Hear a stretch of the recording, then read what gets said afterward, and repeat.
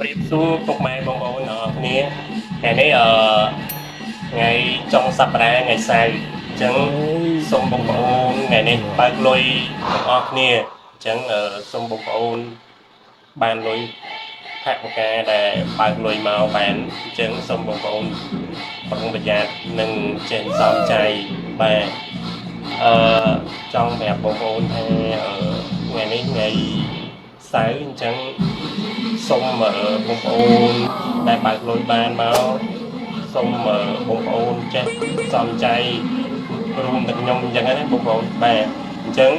វីដេអូហ្នឹងអត់មានអីទេមានតែថ្ងៃនេះគឺថ្ងៃបើកលុយអញ្ចឹងសប្បាយចិត្តទាំងអស់គ្នាបាទហើយក៏រីករាយថ្ងៃសៅរ៍ថ្ងៃច័ន្ទយើងចូលធ្វើការវិញអញ្ចឹងអ្នកដែលគាត់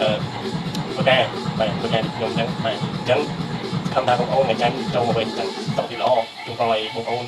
នឹងជួបតែប្រទេសរឿងល្អៗក្នុងជីវិតអញ្ចឹងថ្ងៃនេះសប្បាយអត់ហើយទៅថ្ងៃអាទិត្យស្អែកថ្ងៃច័ន្ទបាត់ទៅធ្វើការអញ្ចឹងវីដេអូហ្នឹងអត់មានអីទេ